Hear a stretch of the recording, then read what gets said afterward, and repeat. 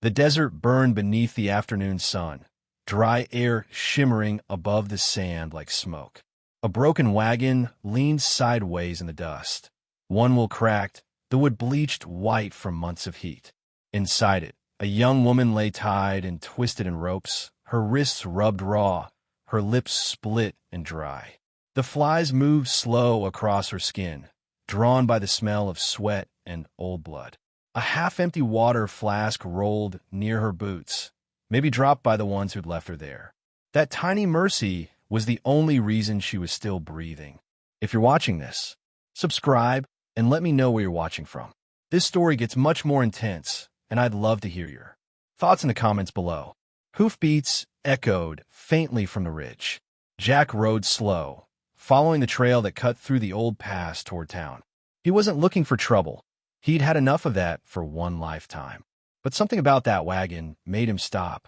The wood was scorched, the trail around it bare. No horses, no footprints, nothing. He would have kept going if he hadn't heard it.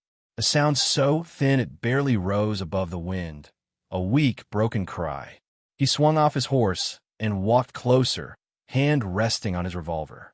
The smell hit him first, blood, rope, dust. Then he saw her. She looked barely 25, her dress torn and stiff with dirt, her eyes half open and glazed. For a second, Jack thought she was gone. But then her lips trembled. "Please, it hurts so much," she whispered. Jack froze. The words cut through him like a knife. He knelt, sliced the ropes with his blade, and caught her before she fell. Her skin was hot, her breath shallow. Fever had its claws in her already. He lifted her into his arms. She weighed almost nothing. Nobody that light should have been alive. He carried her to the shade beside the wagon, laid her down gently, and opened his canteen. He pressed it to her lips, slow and careful. She coughed, then swallowed. The water dripped down her chin, but she took a little more. Jack waited until the tremor in her hands eased before asking, "How long you been here?" Her mouth moved, but no sound came. She just stared past him, eyes wide, like she was afraid of something that wasn't there anymore. He cleaned her wrists with water, tearing a strip from his shirt to wrap the wounds. Around her neck hung a small silver cross, sticky with dried blood. She held it like it was the only thing that hadn't betrayed her. Jack stood and looked around. No wagon team, no sign of struggle. Whoever had done this knew the land well. They'd vanished clean. The wind started to rise, pushing waves of sand across the flat plain. He looked back at her face. Her eyes had closed again, but tears cut clean lines through the dust on her cheeks. He knew then he couldn't leave her. Not here. Not like this. He lifted her once more and laid her across his saddle. His horse snorted, uneasy, as if it could smell what had happened. Jack swung up behind her and turned west towards Sagebrush Bend. The sun was sinking behind the ridge, bleeding gold across the sky. He glanced down at her face, so pale, so still, and said quietly, "You're safe now, miss. Just hang on." But even as he said it, he felt something deep in his gut, that this wasn't just cruelty.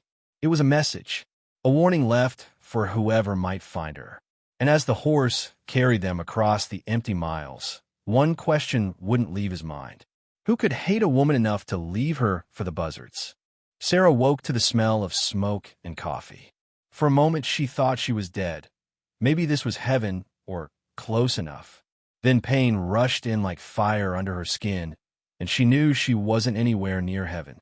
She tried to move, but her arms felt heavy, bandaged, stiff. Her breath came rough, like it had to fight its way out. From somewhere across the small room, a man's voice said softly, "Easy now. Don't push it." She turned her head. Jack sat near a small iron stove, stirring beans in a dented pot. His shirt was off one shoulder, a clean bandage wrapped around his arm. He looked tired, but calm, like someone who'd seen enough of the world not to flinch anymore. Her voice was barely a whisper. "Where am I?" "My place," he said. "Sagebrush Bend. You've been out for near a day." He handed her a tin cup of water. "Drink slow. You were half gone when I found you." The first swallow burned all the way down, but the next one felt like life itself. She closed her eyes, letting the warmth of the fire brush her skin. When she opened them again, Jack was still watching, quiet and steady. For 2 days, she drifted in and out of sleep. Sometimes she'd wake long enough to take a sip of broth he made from beans and wild herbs. He never asked questions, just kept her clean, changed her bandages, made sure the fever broke. The third morning, it finally did. When she woke for real, light was spilling through the window. The air smelled like rain and horses. Her throat ached, but her mind was clearer. She looked down at her wrists, now wrapped in clean cloth, then up at Jack. He was at the table mending a saddle strap, his hands steady and sure. "Thank you," she said softly. He nodded, eyes still on his work. "You don't owe me that. Anyone would have done the same." She hesitated. Not anyone. Silence hung between them for a moment. Not heavy, just true. Finally, Jack asked, "You want to tell me who did this?" Sarah stared into her cup, fingers trembling. "My boss," she whispered. "I work for the Hales down by the river. He came to the barn that night, tried to," her voice cracked. "I fought back, hit him with a bucket." She swallowed hard, eyes unfocused. "His wife came in, saw us. Thought I was trying to take him from her. She always hated me. Guess she finally found a reason that made sense to her." Jack said nothing, just watched the fire flicker. "They tied me up," she went on. "Said I'd learn what shame felt like." The words trembled, but she didn't cry. Not yet. She lifted her head slowly, her eyes red but fierce. "I didn't cry until I saw you," she said. "Guess that's when it felt safe enough to hurt." Jack looked at her then, really looked. She was young, but her eyes carried something too old for her face, like she'd seen too much of the world in too little time. He poured her a bowl of beans and set in front of her. "Eat," he said simply. She smiled faintly. "You always feed strangers like this? Only the half-dead ones." She laughed, small, cracked but real. The sound filled the small cabin like sunlight. For a minute, the desert outside didn't seem so cruel. Later, while she rested, Jack stepped outside to fetch water.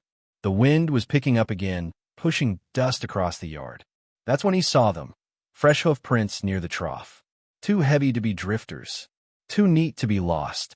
He stared down at them a long time, the handle of the bucket tight in his fist.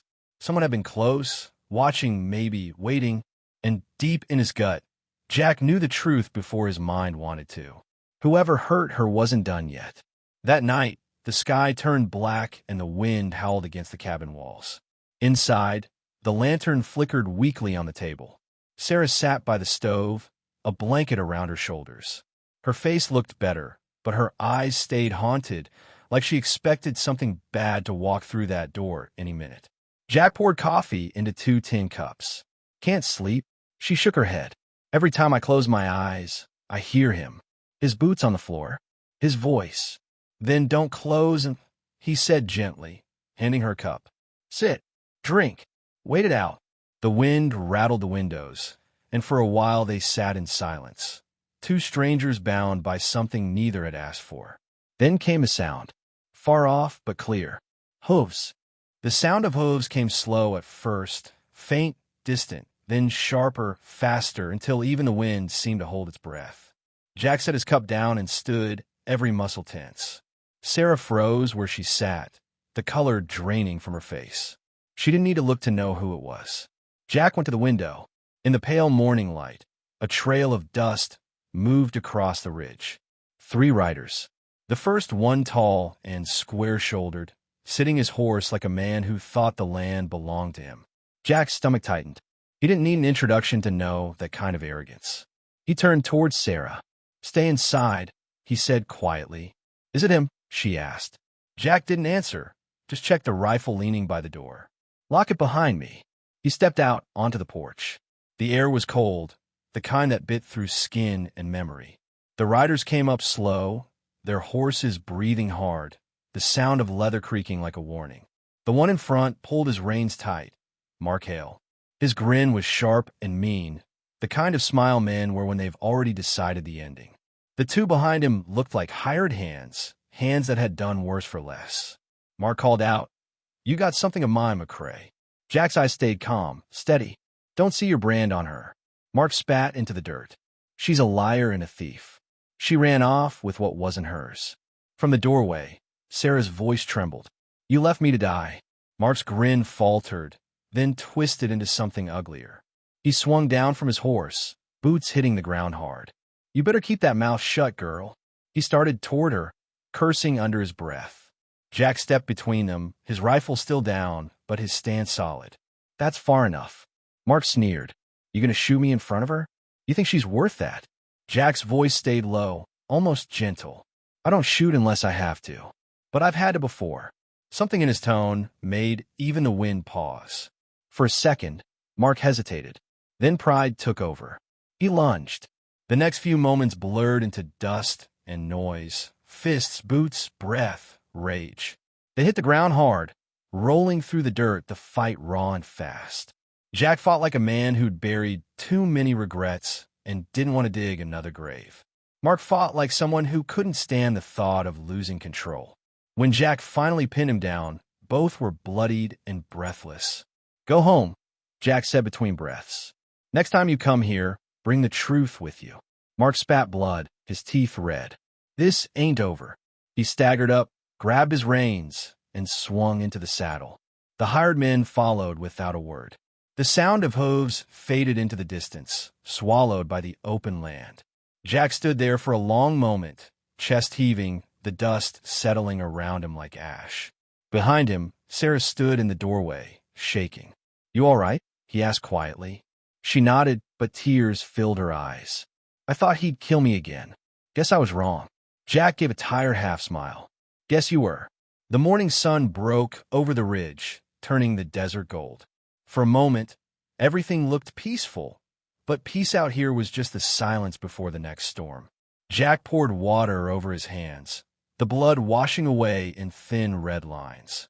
"Eat something," he said softly. "You'll need your strength." Sarah sat back down, the blanket still around her. She looked toward the horizon, her jaw trembling. "He'll come back," she whispered. Jack didn't deny it. He just stared out at the empty road and said, "Yeah, but next time, he won't come alone." And he was right. By the time the next sunset fell over Sagebrush Bend, the law was riding in with him. The next evening, the sky over Sagebrush Bend looked bruised and tired. Clouds sat low over the hills, heavy with dust and thunder that never quite came. Jack sat on the porch, sharpening his knife, slow and steady, the metal catching what little light was left. Inside, Sarah fed the chickens out back, her movements quiet and careful. Neither of them spoke much these days. Out here, silence was its own kind of language, the kind that said, "I know what you're feeling, and I'm right here." For 2 days after the fight, the land stayed still. But Jack had seen riders moving on the far ridge, not close, just watching. He knew that kind of waiting. It was the kind that meant trouble was just choosing its hour. When the sound of hooves came again, it was heavier this time. Not one horse, several. The ground seemed to tremble before they even appeared. Jack looked up from the porch rail. A dust trail wound down the hill like a snake. He stood, wiping his hands on his jeans. Sarah saw it too. The bucket she'd been holding slipped from her fingers and hit the dirt. She looked at Jack, eyes wide but steady. "It's him, isn't it?" Jack nodded once. "Go inside." By the time the riders reached the yard, the air had gone still. At the front rode Mark Hale, that same grin twisted back into place like a mask. Beside him was Sheriff Carter, broad-shouldered, gray hair pulled back, eyes like a man who'd seen too much wrong to be surprised by any more of it. Behind them rode 2 deputies. The sheriff pulled his horse to a stop. "Jack McCrae," he said, voice low and even. "I hear you're keeping a woman here that doesn't belong to you." Jack stood on the porch, rifle in hand, but pointed down. "She belongs to herself, Sheriff. You can ask her. She's right inside." Mark spat in the dust. "She's a liar. Stole from my wife, ran off with money from the ranch, and this man helped her hide." Jack didn't move. His jaw clenched once, slow. "You're good at stories, Mark. Always were." Sarah stepped into the doorway then. She looked small standing there, wrapped in Jack's old coat, her wrists still marked, but healing. Her voice was soft, but it carried. "I stole nothing," she said. "He tied me up, left me for dead. Ask him where the rope burns came from." Mark laughed, that forced kind of laugh that sounds more like fear than humor. "She's crazy, Sheriff. Look at her." The sheriff looked from one to the other, his face unreadable. Then he nodded to his deputy. Check the wagon behind the barn." The deputy rode off and came back a few minutes later holding a torn scrap of fabric, gold thread stitched into the corner. "Mark's brand. Found this in the old wagon by the dry creek," he said. Sarah's hands went to her mouth. "That's mine," she whispered. "He used it to gag me." The sheriff's eyes shifted to Mark. "That true?" Mark's face flushed red. "She's lying. You can't prove a damn thing." The sheriff's hand rested on his pistol, not to draw it, just to remind everyone he could. "Maybe not today," he said slowly, "but I'll be watching you, Hale. Every step." For a long second, nobody moved. Then Mark spat again, turned his horse sharply, and rode off without looking back. The other riders followed. The wind picked up behind them, dragging dust across the empty yard. When they were gone, the sheriff tipped his hat towards Sarah. "You stay put for now," he said. "Let the law do its work." Then to Jack, "Keep her safe, McCrae. Some men only learn when God himself does the teaching." When the riders finally disappeared over the ridge, the valley went quiet again. Sarah leaned against the doorframe, her strength gone. Jack stepped up beside her, steadying her with a hand at her shoulder. "You all right?" he asked. She nodded, tears gathering but not falling. "I am now." Jack looked out at the trail where the riders had vanished. "He'll come back," he said. "I know," she whispered. He looked down at her, his voice low, calm, certain. "Then so will I." The sky darkened, the first stars showing faint through the dust. Somewhere far off, thunder grumbled like an old warning. Inside the house, the lantern light flickered across their faces. Two people who had nothing left to lose except each other. The valley held its breath after that day. The kind of quiet that didn't feel peaceful, more like the land itself was waiting for something to break. Sarah spent her mornings by the window, watching dust drift through the sunlight, her fingers tracing the rim of the cup Jack always filled for her before dawn. Sometimes he caught her staring at the horizon and said nothing. He didn't need to. He knew what it meant to live looking over your shoulder. Nights were worse. The wind carried strange sounds, and every creak of the boards made her heart jump. Jack had taken to sleeping in the chair by the door, rifle across his lap, boots still on. He'd say it was just to keep watch, but truth was he didn't sleep much anyway.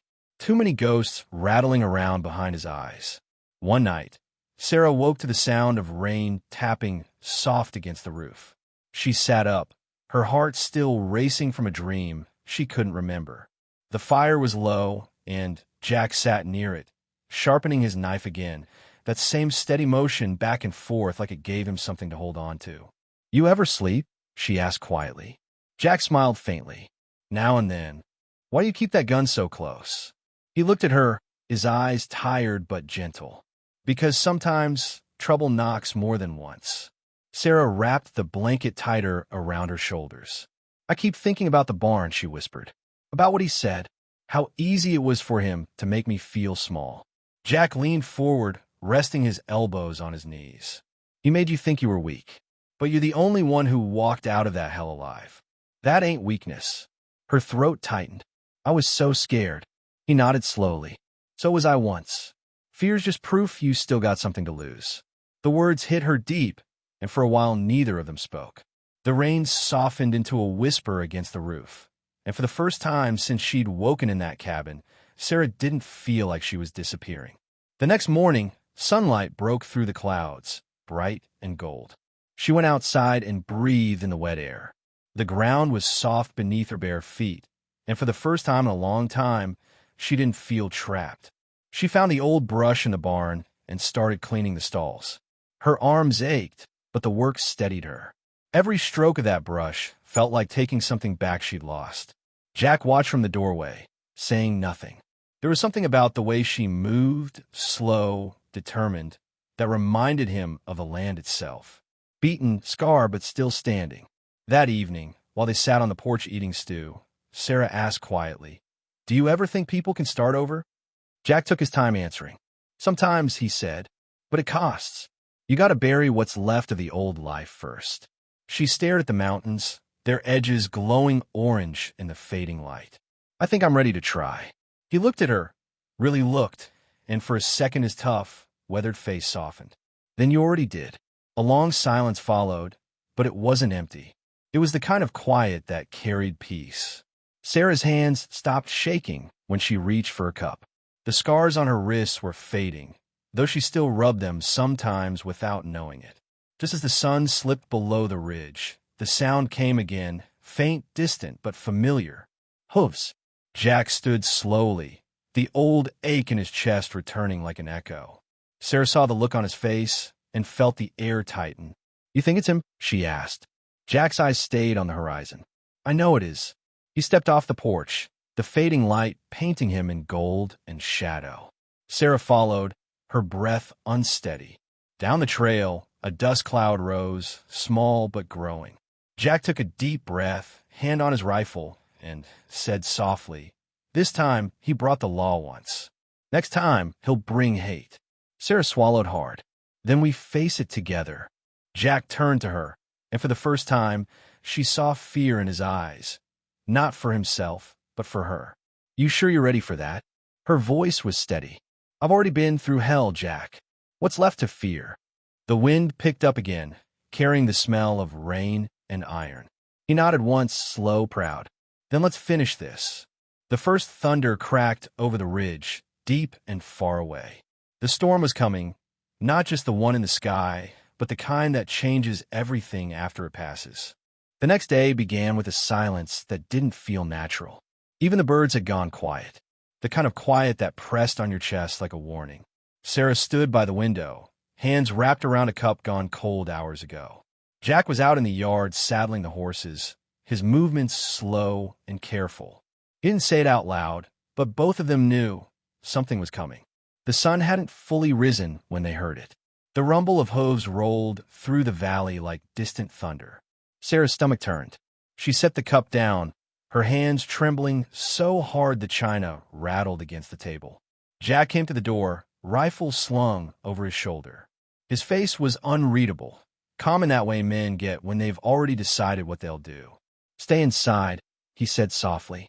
She wanted to argue, but her voice wouldn't come. She just nodded, clutching the cross at her neck. The dust appeared first, curling along the ridge like smoke. Then shapes, riders. Not 3 this time. More. A dozen maybe. Jack's jaw clenched when he saw the one leading them. Mark Hale again, that same arrogant posture, only now with more fire behind him. He wasn't here to talk. Sarah stepped to the doorway, the light behind her making her look smaller than she was. Jack turned, his tone firm. "Sarah, please, don't come out till I say." "I won't hide," she whispered. He met her eyes, something breaking quietly in him. "You don't have to hide. Just let me take the first step." The riders drew closer. The sheriff wasn't with them this time. That said enough. Mark wanted this his way. When they stopped in front of the porch, dust swirled around their boots. For a heartbeat, nobody spoke. Then Mark grinned. "Thought I told you this wasn't over." Jack's hand stayed near the rifle. "You said that last time, too. Guess you don't learn easy." Mark dismounted, his boots thudding against the dirt. "You got guts, McCrae. I'll give you that. But you're standing in the way of a man's justice." Jack's voice stayed calm, but there was steel in it. Justice doesn't come with a noose and a lie. Sarah stepped forward then, her bare feet silent on the porch boards. Her voice trembled at first, then grew stronger. "You want justice, Mark? Tell them what you did to me. Tell them what you left out there in the sand." For a second, Mark froze. The men behind him looked at each other, uncertain. Sarah's eyes were wet, but there was no fear left in them, only truth. Mark's face twisted. "You're lying," he shouted, his voice cracking. "You try to take my wife's place. You." "Enough." Jack's shout cut through the air like a whip. His rifle came up, not aimed yet, but close. "You've done enough harm. You walk away right now, and maybe you get to keep breathing." Mark laughed, that brittle, desperate kind of laugh. "You won't shoot me. You're too damn righteous for that." Jack's finger brushed the trigger. "You sure you want to test that theory?" The air went still. The men behind Mark shifted uneasily, their hands hovering near their belts, but not quite ready to die for another man's pride. Sarah stepped down off the porch. Every step made Jack's pulse hammer louder. She stopped just a few feet from Mark. Her voice was steady now, almost gentle. "You can hit me, tie me, leave me for dead. but you'll never owe me again. Mark's jaw tightened. You think anyone's going to believe you over me? She looked him dead in the eye. They don't have to. I know the truth. For a moment, the whole world seemed to hold its breath.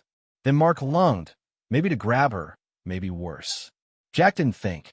The rifle went off before the thought even reached his hands. The shot echoed through the valley, sharp and final. Mark hit the ground hard, dust rising around him. The men behind him froze. One of them muttered a curse under his breath. None of them moved to help. Jack stood there, chest heaving, the rifle shaking in his hands. He hadn't wanted it to end this way. God knew he hadn't, but some things in this world didn't leave you much of a choice. Sarah sank to her knees beside the body, her hands trembling as she whispered something too soft to hear. Maybe a prayer. Maybe goodbye. When she finally stood, her face was streaked with tears, but her eyes were clear. She looked at Jack. Not angry, not afraid, just sad. It's over, she said. He nodded slowly, his voice rough. Yeah, but it never really is it? She reached out, her fingers brushing his arm. Maybe now it can be. The wind rose again, carrying the scent of dust and rain. Far off, thunder rolled across the valley. Jack turned his face toward it, eyes tired, heart heavy. He whispered, almost to himself, storm's here. Sarah looked up at the darkening sky, then let it wash us clean. And for the first time in years, Jack almost believed it could. The rain started before sunset. It came slow at first, a soft hiss over the dry ground, then heavier, louder, until it filled every corner of the valley with sound. The world that had burned for so long was finally cooling down. Jack stood out in it, hat low, watching the water run down his hands. The dust on his skin turned to mud. The rifle lay inside now, propped in the corner, cold and silent. Sarah watched him from the porch, her arms wrapped tight around herself. The rain soaked her hair, plastered it to her face, but she didn't move. For hours they just stood there, two people who'd lost too much to know what to do with quiet. When Jack finally came inside, the lantern light made him look older. His eyes were bloodshot, his jaw tight. He poured coffee, his hands still trembling just a little. Sarah sat at the table, her fingers tracing the wood grain. Neither spoke for a while. He was going to kill you, Jack said finally, voice rough. Sarah looked up. Maybe, but I stopped being afraid of dying a long time ago. Jack's throat tightened. You shouldn't have to stop being afraid. You should get to live. Her eyes softened, full of tired kindness. You gave me that. The fire cracked between them. Outside, the storm raged like it was trying to wash the land clean. Over the next few days, they buried Mark near the ridge. No ceremony, no words. Just a shallow grave and a stone that didn't say his name.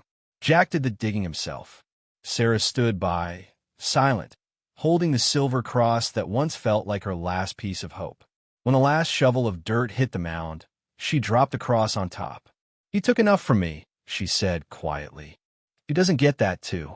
Jack looked at her for a long time. You sure? She nodded. I don't need it anymore. Something in her voice made him believe her. The town didn't ask questions.